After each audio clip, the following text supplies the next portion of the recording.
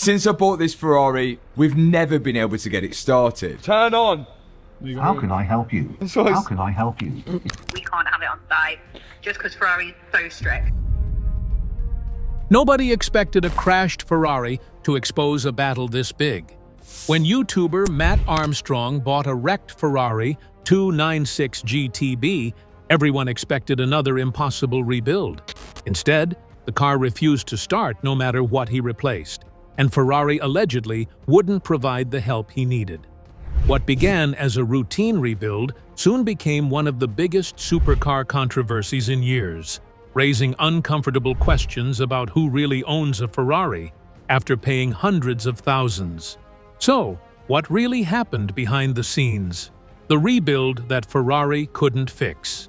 Every great rebuild has a moment when everything finally comes together. For Mat Armstrong's Ferrari 296 GTB, that moment never came. After months of painstaking repairs, the damaged supercar looked as though it had rolled straight out of a Ferrari showroom. The crumpled body panels had been replaced, the paintwork gleamed under the workshop lights, and rare performance components were bolted into place. From the outside, the project looked complete. Anyone walking past the garage would have assumed the Ferrari was only seconds away from firing into life. But appearances were deceiving. Every attempt to start the car ended the same way. Still the same. A single warning light flashed across the dashboard and refused to disappear. The message was short, stubborn, and impossible to ignore. Hybrid system failure. Go to the dealer. That one warning ended up controlling almost everything that happened next. Months of work had already gone into the project. Damaged panels had been straightened. Fresh paint restored the Ferrari's unmistakable look. Expensive performance parts had been carefully installed. Yet none of it mattered while the engine remained completely silent. Without Ferrari's help, the car could not be brought back to life. And Ferrari, for reasons that would only become clear much later, was not responding the way anyone expected. Everything changed when a Ferrari refused to start, and the company behind it seemed determined to keep the problem that way. From outside the garage, the project looked complete. Anyone passing by would have assumed the car was one turn of the key away from firing into life. Inside, the reality was very different. Every attempt to start the engine ended exactly the same way. Silence, the same warning light, and an ever-growing list of unanswered questions about what was happening beneath all that fresh paint. This rebuild didn't become controversial because of what was done to the car. It became controversial because of who was behind it. The car belongs to Mat Armstrong, a British car builder from Leicester, England, who spent his early years as a professional BMX rider before changing direction completely. Eventually, cars, not bikes, became his true passion. His first major rebuild was a heavily damaged Audi TT, a project that established the formula his YouTube channel still follows today. Buy wrecked cars that most workshops would never attempt to repair, then rebuild them piece by piece while millions watch the process unfold. A rebuilt Bentley Continental GT, rescued from severe accident damage during the height of the pandemic, pushed his channel to a whole new level of popularity. From there, the projects became increasingly ambitious, including wrecked Porsches, flooded Aston Martins, and eventually some of the world's most valuable supercars. Today, Armstrong's channels have attracted close to 10 million subscribers and generated well over 1 billion views.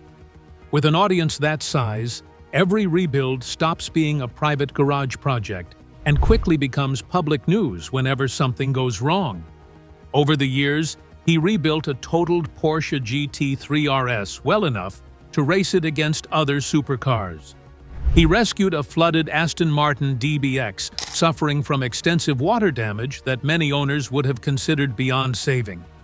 He also spent around 6 months quietly rebuilding a wrecked Ferrari simply to give the finished car to his father, a project that had nothing to do with controversy or conflict with the manufacturer. Long before the Ferrari 296 GTB arrived, Armstrong had already rebuilt a wrecked Ferrari 812 Superfast, another vehicle that many repair shops would have written off completely. That experience gave him first-hand knowledge of Ferrari's parts network and the company's repair procedures well before the dispute surrounding this latest project began. The project that arguably attracted the most attention before the Ferrari, however, involved a crashed Bugatti Chiron.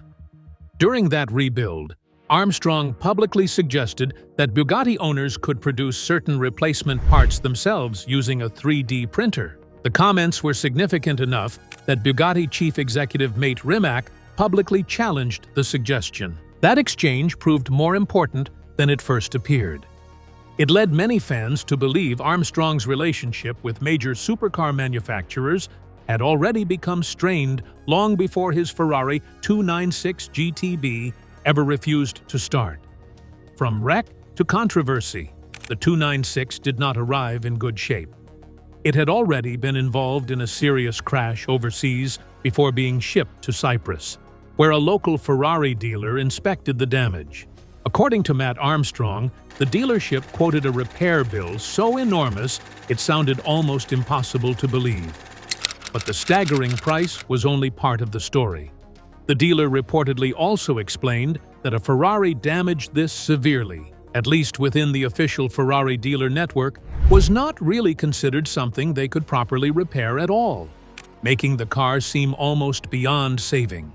The estimate that came back was described as almost impossible to believe, so far beyond a normal repair bill that walking away entirely would have made complete sense for most owners in that exact same position. Most buyers would have walked away right there. Armstrong did not. Instead, he treated it like a personal challenge worth taking on. The car showed up with that same hybrid failure warning glowing across the dash, almost daring anyone to try and beat it. Simple fixes failed one after another. This was never just a scratched bumper or a bent door. Something deep inside the electronics refused to cooperate no matter what. Somewhere in the middle of fixing dents and replacing panels, the plan quietly changed direction. Rather than simply putting the 296 back to normal road-going condition, Armstrong pushed the whole build further. He ordered genuine 296 challenge parts, the exact same components used on Ferrari race cars rather than ordinary road cars. A new front bumper arrived first. A much bigger diffuser followed soon after. Then came a rear wing wide enough to turn heads in any parking lot on the planet. That single decision changed everything about how Ferrari would eventually respond. This stopped being a normal repair job. It had turned into something closer to a race car wearing road-going license plates, built using parts that were never really meant to leave a track. Some of those race parts arrived without any trouble at all. Then, without much warning, everything just simply stopped moving. Along the way, the build ran into a problem nobody had really planned for. The challenge parts used a completely different cooling system than a normal road car, built around one large central radiator instead of the smaller radiators hidden inside a standard front bumper. Simply bolting race parts onto a road car was never going to be as easy as swapping panels. There was no big announcement, no dramatic argument caught on camera for the world to see. Parts just stopped shipping. According to Armstrong, Ferrari explained that every single component needs to match its exact assigned vehicle before it can even be released, a safeguard designed to stop this exact kind of mixing and swapping between different cars. On top of that rule, Ferrari made something else very clear. A crash-damaged car cannot even be brought onto Ferrari property for diagnosis until an approved body shop signs off on the repair first. That single rule created a real trap. The 296 needed an official inspection to move forward at all. But the car had already drifted so far from its original stock form that passing that same inspection looked almost impossible. Every path forward seemed to circle back to the exact same locked door, and Ferrari alone was holding the only key that mattered. Think of it a little like a school locker system. Every locker gets its own matching key, cut specifically for that one locker alone. Ferrari builds its parts the exact same way, tying certain components directly to one specific car through its own identification number. Mixing pieces between different cars breaks that whole matching system completely, which is exactly the kind of thing Ferrari tries hardest to prevent. The argument that went far beyond Ferrari. Once word of the standoff spread online, Reddit exploded with opinions from every direction. One popular reply summed up an entire side of the argument using a single blunt acronym, FAFO, short for messing around and then finding out the hard way. To plenty of viewers, Ferrari was simply enforcing rules that had always existed, and Armstrong had walked straight into them with his eyes wide open the whole time. Other fans disagreed completely. They argued Ferrari was specifically targeting Armstrong because of earlier comments made about Bugatti parts, treating this whole situation as quiet payback rather than ordinary policy. A third group barely cared about placing blame at all. To them, this whole saga proved something simpler and a little scarier: that buying an incredibly expensive car does not always mean truly owning it, since a company far away can still decide what happens next.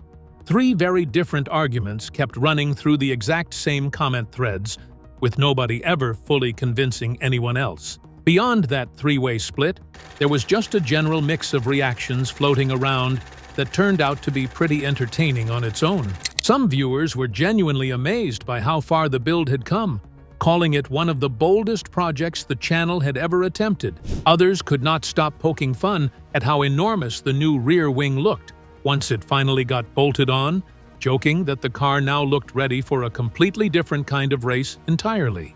The overall mood online was never really pure anger, and it was never blind loyalty either.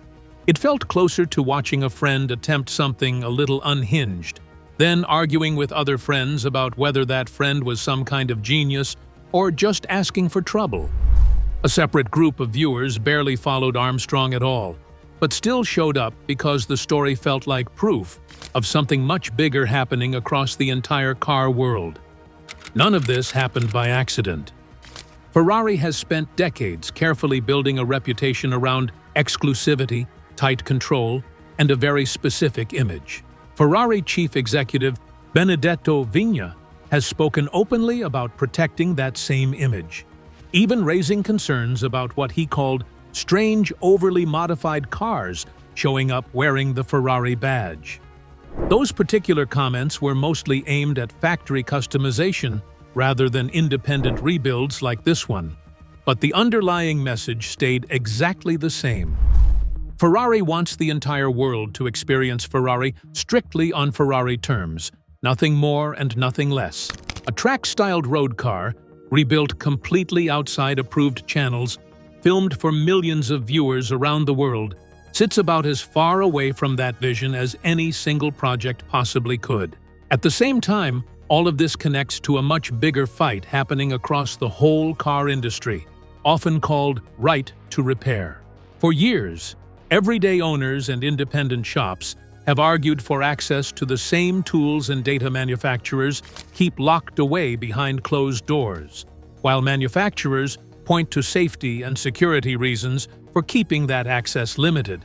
Only a small handful of places in the world currently have laws protecting that kind of access, which helps explain exactly why one single Ferrari rebuild turned into something people connected to a much bigger argument. The same basic fight shows up in plenty of ordinary places too. Phone makers sometimes limit who can replace a cracked screen or a worn-out battery. Tractor companies have faced similar complaints from farmers who simply want to fix their own equipment out in the field instead of waiting on a technician to arrive. A Ferrari standing frozen in a garage is really just a much shinier version of a problem people already deal with everywhere. Even ordinary appliances have run into similar arguments. Some companies design coffee machines and vacuum cleaners so that only official repair centers can open them up without voiding the entire warranty. None of those stories go viral the way a stalled supercar does. Yet the same basic tug-of-war sits underneath almost every single one of them. the shocking discovery inside the Ferrari. After months of silence, Armstrong had already poured serious money into the build, including one brand-new battery system alone that reportedly cost over $20,000 and changed absolutely nothing at all. What started as around $11,000 in parts eventually spiraled into a project worth well over $100,000 total, with no working engine anywhere in sight to show for it. With almost no hope left, Armstrong reached out to Ferrari one more time. This time, something finally shifted. There was no clear reason given for why the door suddenly opened after so many months of silence. Maybe enough time had passed. Maybe someone inside Ferrari finally reviewed the whole situation with fresh eyes. Whatever the reason, a phone call that had failed again and again finally landed differently this time around. Ferrari agreed to properly look at the 296, and what they eventually found honestly surprised almost everyone following the story. The real problem was never some enormous, complicated failure buried deep inside the hybrid system after all. It came down to something almost embarrassingly small.